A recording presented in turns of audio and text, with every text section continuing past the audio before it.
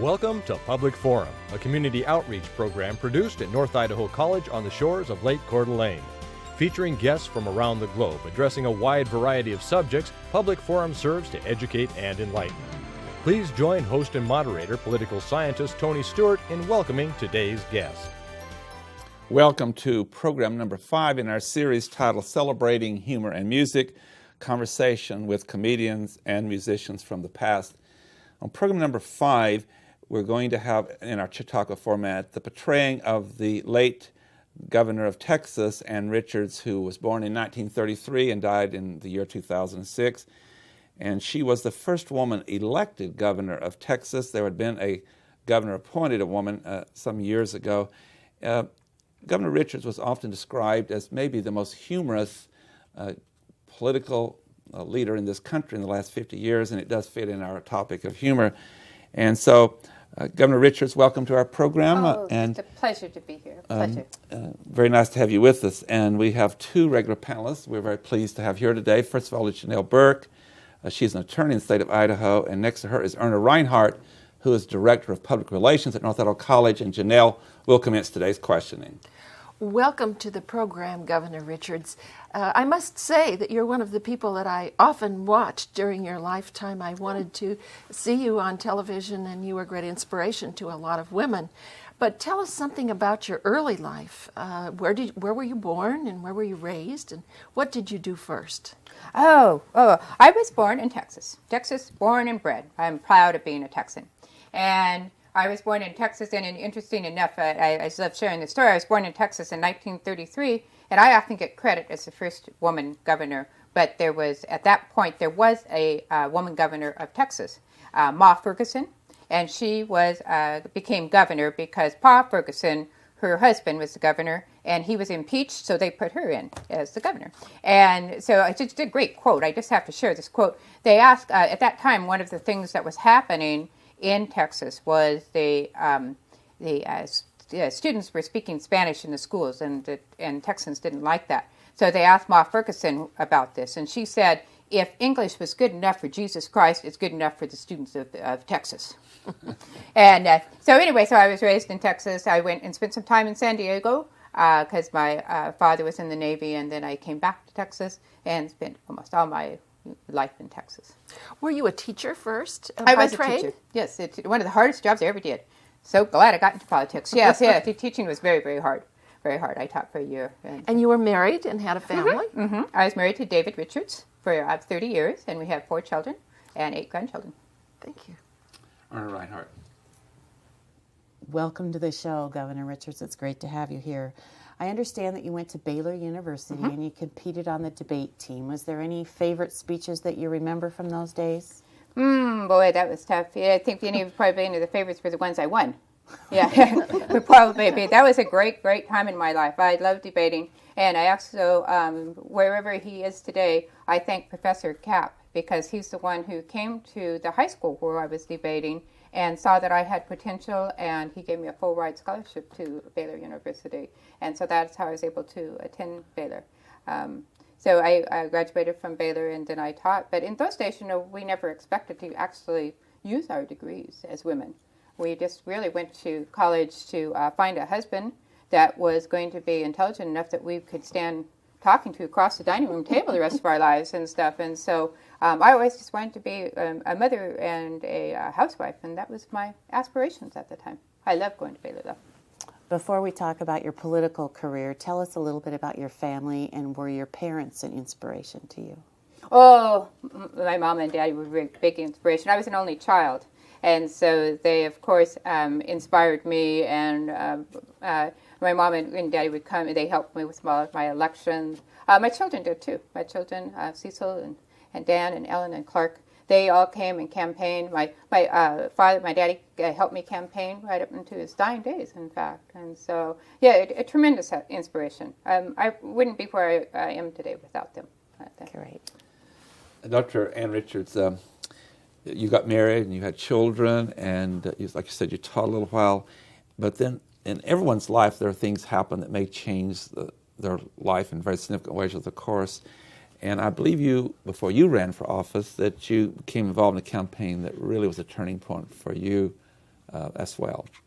Right. I got involved with the campaign for Sarah Weddington. And Sarah Weddington was the first woman to be elected into the legislature in Texas.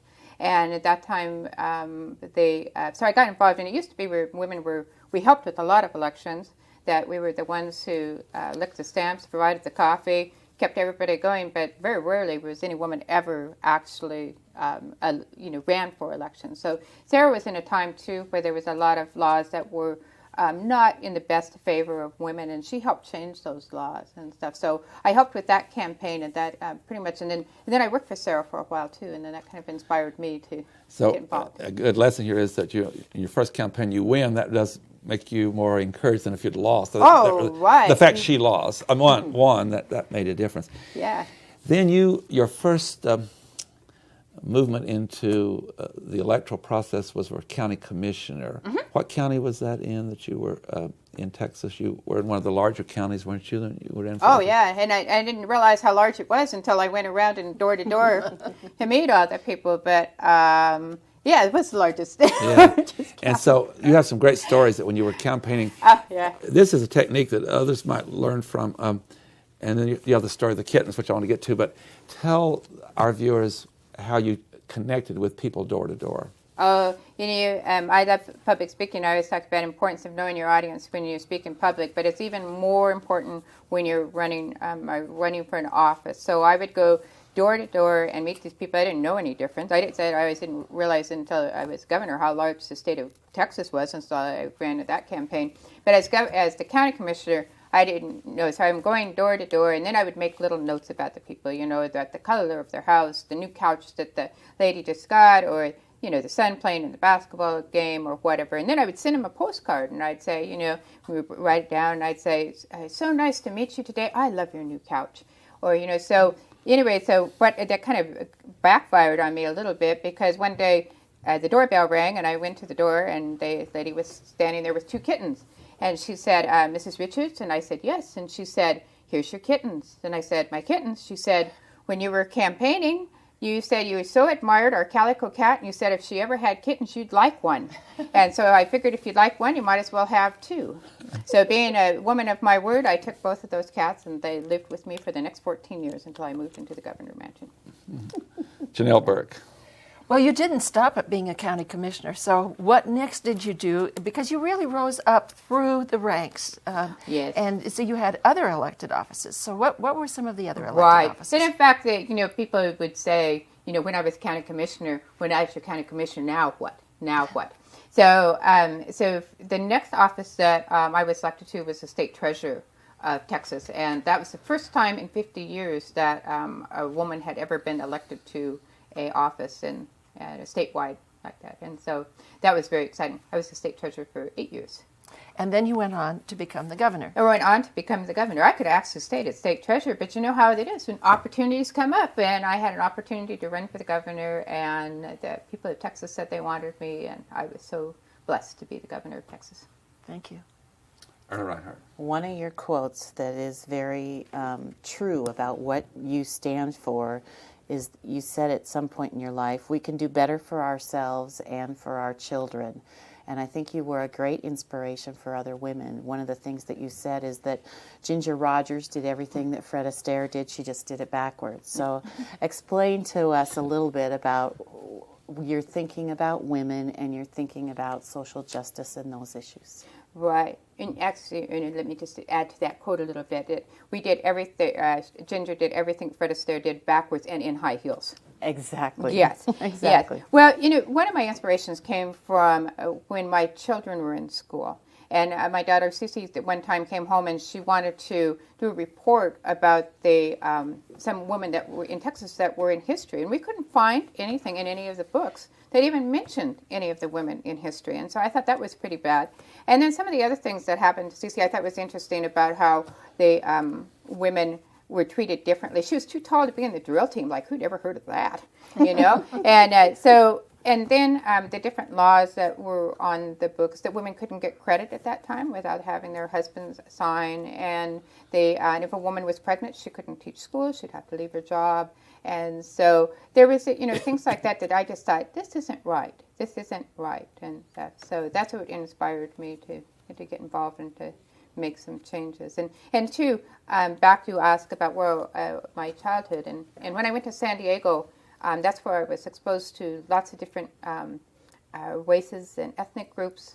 And I realized that everybody, no matter what the color of their skin, was important and just like me, and there was no difference. And so I wanted to make sure that government was a true representation of all people. When you have mostly, middle-income white males running, they don't understand. But you put someone on a panel or on a committee, and a mother of a Down syndrome child, she's going to bring a different perspective and a different view, and you see things much differently. So that's what I believe. Excellent.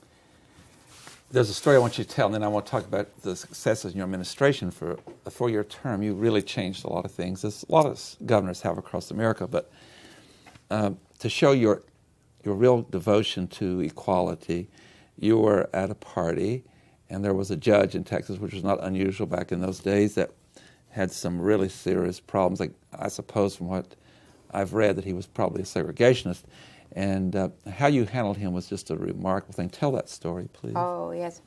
My friend Molly Irvins actually tells the story. I kind of steal it. But, I probably forgot I even did this, but she loves to tell it. Anyway, we were in this bar, Molly Irvins, and you guys know Molly, political editorialist, and Bob Bullock, who was the controller of Texas at the time, and Charlie Mills, who was the head of our personnel for Texas. And we had our butts plopped down in this bar, having a few beers, and in walked this judge from the east side of Texas that we knew was a little bit on the racist side. And so, but he came over, and because of course he wanted to buddy up to Bob, and shook Bob's hand, and Bob said, well, let me introduce you to my friends. So she introduced Molly, and the judge shook her hand and said, how you doing, little lady? And then she looked at Charlie, and Charlie is African-American and very black. And so Charlie, he says, this is my friend Charlie Mills, head of our personnel. Charlie held out his hand, and the judge shook it with one little finger and kind of got this look like he just stepped in a fresh cow pie and stepped back. And then he looked at me, and blonde hair and blue eyes, and he said, and who are you, little lady? And I said, well, I'm Mrs. Mills. You've never seen a judge hightail it out of there so fast. So. What a powerful way to deal with that. I want you to go through some of the accomplishments as governor. There's 3 or 4 major things, and when in every state we have the history of Texas, the history of New York, whatever state is. In the history books, it certainly will be recorded. That talk about there's at least 3 major accomplishments during your 4-year term. Ooh, 3 major accomplishments. Let me think. I was just thinking about two. One of my major accomplishments as a state treasurer is that I switched the checking accounts. The checking accounts were all not interest-bearing accounts, and so the banks loved it because we'd leave our money in there, all the Texas money in there, and people would leave all these checks every night in their desk, not knowing what to do with them. So I made it where they had to make a deposit every night, and we moved all of our checking accounts to interest-bearing accounts, and we made over $2 billion in interest in 2 years. Can you imagine that? So that was one of the things. But then as a governor, one of the things that I'm very proud of as a governor, as I'm a recovering alcoholic, and I realized that our prison systems, that 80% of the people in our prison systems were there because of alcohol or drug-related crimes. And it might not be that they were addicted, but something happened. But a lot of them were addicted. And so we put these men or women in prison and did nothing for them. And so maybe they serve their term 5-6 years, get out, and again do the same crime because nothing helps. So I started a rehab program in the prisons and stuff, and I'm very proud of that. And somebody help me out. Another thing that you did, and that happens, you have economic trends up and down, but when you became governor, there was some financial problems. And when you left office, you had a really large surplus when you left office. Yeah, and when we started the lottery system, which some people can that say. helped too financially. Yeah, that helped, and that also helped our education system, which helped our students also raise our SAT scores went up in our schools too, from helping our education system there. So that was real cool. Janelle Burke. Well, you were actually very popular in Texas, but you burst upon the national stage at one point in time. And so tell us about the invitation to speak and how you became known nationally then. You were very colorful. That's before she was governor. Yes. It was. Yes. It was. She was Yes, state I was treasurer then. State treasurer then. And do you realize that I was only the second woman in 160 years that spoke at that convention? So, so the first thing, I had about 2 weeks lead time. I didn't have a lot of lead time. So, fortunately, I had a lot of speechwriters that helped me out. It was quite frustrating, and it was like lots of facts going back and forth about what I wanted to speak to. And again, the importance of audience, that I always had to think about who I was speaking to. And it wasn't I always say, the 1,000 people in front of me on the Democratic floor with the funny hats on that I was concerned about. It was the man that was home, sitting on his couch, drinking his beer in his underwear with his feet up on the coffee table. That's who I wanted to appeal to. And so I rewrote that speech. I had a great help, though. Linda Ellerby helped me. Linda Ellerby helped me. Lily Tomlin helped me. And, and some of the great lines that, you quote and I quote, we don't even know where they came from. The line about Ginger Rogers, Linda Ellerby, or Lily Tomlin thinks she overheard it on a bus one day, so they don't even know where these came back. But we keep rewriting the speech, and it wasn't probably until even 24 hours before the speech went on that I actually knew what I was going to say and stuff. And then it actually came from, I actually got a letter from someone who talked about what's it like to be middle class and middle class America, and I shared that letter and stuff. But one of my constituents who wasn't a fan of mine in Texas claimed that I would be forgotten 2 weeks later, because they said, all the notoriety I had. They said in 2 weeks nobody will even remember who Ann Richards is. And 19 years later, people are still quoting that particular speech. Yes, and you were very colorful, and that sort of got your reputation as a colorful character going. Were you always colorful? Would you consider yourself colorful? I would consider myself colorful, yes. Also, I was going to go back to one of the things, too, you always think about in the speech, that not only did I have to write the speech and think about it and all these other things that were going on, but I had to think about what to wear. Women always think about what to wear. And I'm a true believer in made in the USA. Made in the USA. My jewelry is designed by a man in Texas.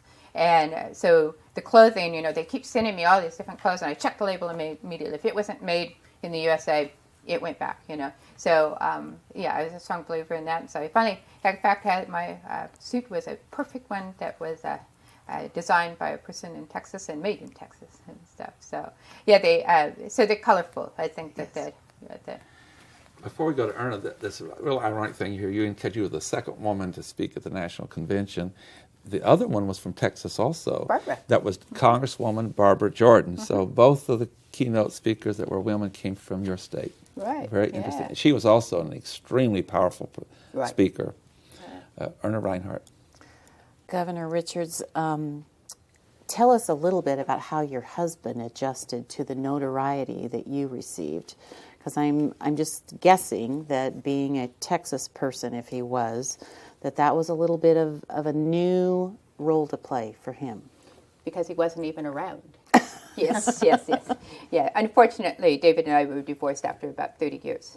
So he was with me during my county commissioner, and we'd be kind of drifting apart. And then when I went through rehab, he had a hard time adjusting after that, and we drifted apart a little further. So after 30 years, we decided to get a divorce. And that was a hard time in my life because I had never lived alone. So it was just me and the two cats. I lived with mom and daddy, and then I went to the dorms, and then I went with my husband and my children, and so. But he still was a good friend, and so when I was going to run for treasurer, when they asked me to run for treasurer, the first person I called was him to ask what he thought of it and stuff. And of course, I needed his financial support too. But no, he was very good, and later remarried and had a good life and. Yeah, so he didn't have to. So actually, through my treasurer and also my, I never remarried, and so I had a very good friend who was, would think about my arm piece that we went to the basketball games with me, and we had to teach him to waltz and stuff for the inauguration ball. But but he was my companion. Right. We talked about your accomplishments as a governor, and we talked about some of your things that you're famous for, but are there other favorite things or memories that you have from being governor that are special to you? Oh, actually, the inauguration to me was special. I actually had 3 kind of inaugurations that I wanted the people to be part of the inauguration. Many times it's only the party that the $200, $300 ticket people can afford, and to me, I wanted Texas to be part of the inauguration. So we had the $5 ticket, the $30 ticket. We had a big barbecue. Dolly Parton was there, and Dolly Parton had just finished her movie 9 to 5 and Best Little Whorehouse in Texas. And she said that she is so thankful for Ann Richards because it made women in Texas know that we were more than secretaries and prostitutes. Yeah. So that was a really fun time. Right. Actually, being governor was just a fun. Some of my aides said that I worked them pretty hard, but then they also said I often took out time, and I did. If the students came through on a tour, I love students. So I stop and talk with the students and go with them on the tour and stuff. So yeah, it was really quite a fun time. Excellent. One of the things that you can help our audience with today is I know that near the end of your life, people oftentimes start reflecting on their life, and that's very helpful. But you, near the end, had advice. And some of that advice might surprise some people that what you started to emphasize was not fame or even your political career. Would you share, particularly for youth that might be watching, what advice do you give? My advice to you is that, always love your friends and your family. I mentioned being a recovering alcoholic in rehab, and if it hadn't been for my friends and the intervention, I would probably have never done that. And actually, going through rehab gave me the strength to. I don't think I'd ever have even run for governor if I hadn't done that. And so I hated them at first because I thought these are the people that are drinking with me, and now they're saying I drink too much, and now I love them. And I just appreciate that. And the other thing is material things that I used to think that if I didn't have that new pair of shoes or that fancy car or whatever, and all the material things I collected, and boy, I wish I would have spent that money on making memories with friends instead. And also, too, that indulge in the fool.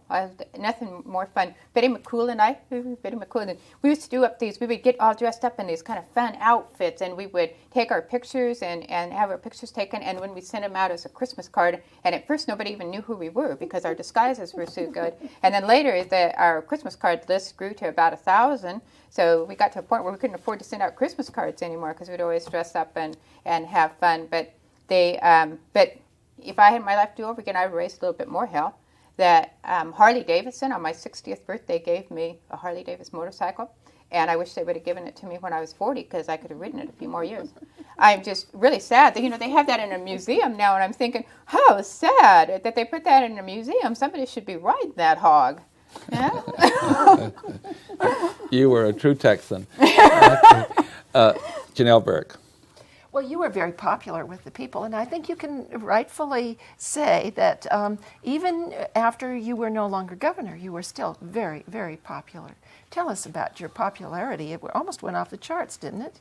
Well, I had, in fact, when I lost my re-election to governor, that's what I was so pleased with, that the people of Texas still really liked me. It wasn't, that they didn't not vote for me because of not liking me. They still liked me. And I think it's because I could identify with the people of Texas, that I was never above the people of Texas.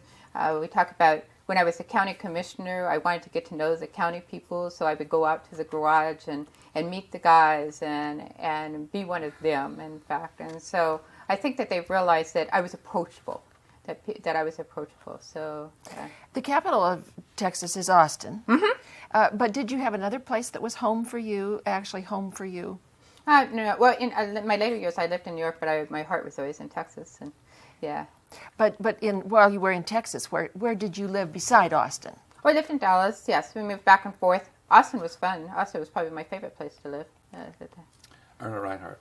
How did you spend your time in your older years after you were governor and you moved out of Texas? Yeah, what kinds of things did you do? I just happen to have a book here.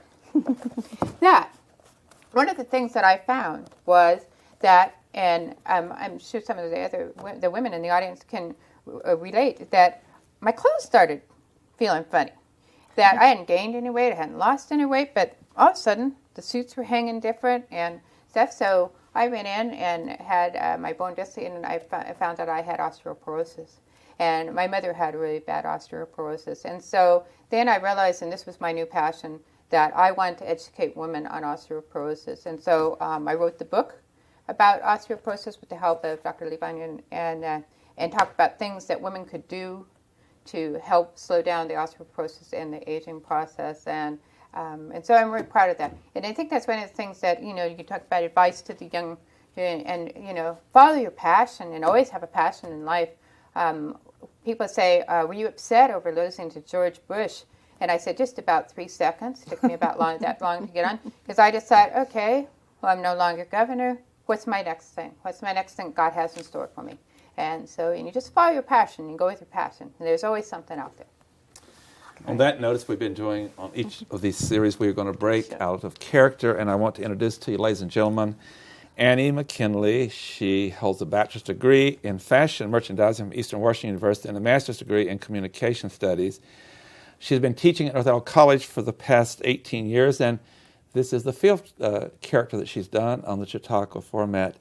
Annie, I know that you compare these characters and all that you've done, and give our viewers just a little taste of what it encompasses to do a character, and that some are more difficult, I suppose, than others to do. Right. This was my fifth character. I've done Nellie Bly, and I've done Lucille Ball, and I've done Amelia Earhart, and I've done Mae West. And each character has its own flavor. Each character I admired. And what you have to do is you have to find a character that you admired. And what I find is that some of the characters that I think about doing, and going to Tony and say, what about this? I actually do, now I've learned to do a little bit more research on them, because some characters you admire from afar. It's almost like, I'm going to use the analogy, you're at the cocktail party and you admire somebody from afar, and then you start talking to him and you go, this person's dull. And so for this person, he really doesn't have some really things that I don't believe in. And so that's and so now I find that I check them out a little bit closer. Ann Richards, that I got involved with her, I watched a interview with her on Larry King when she was promoting this book, and I thought, just like that woman. And then I got, reading about her more, and then I went up to Tony and said, how about Ann Richards? And so, on that note, we have to bring the program to conclusion. Annie McKinley portraying Governor Ann Richards. Thank you so very much. I appreciate all your work. Ladies and gentlemen, I hope you'll be with us again next week at the same time. We'll continue this series celebrating humor and music. Until then, please have a good week. I am Tony Stewart. Recorded on the campus of North Idaho College, Public Forum is the longest-running in-house college production on PBS. Each episode is pre-recorded live and is an educational outreach from North Idaho College. Please join us at this same time next week for another edition of Public Forum on this public television station.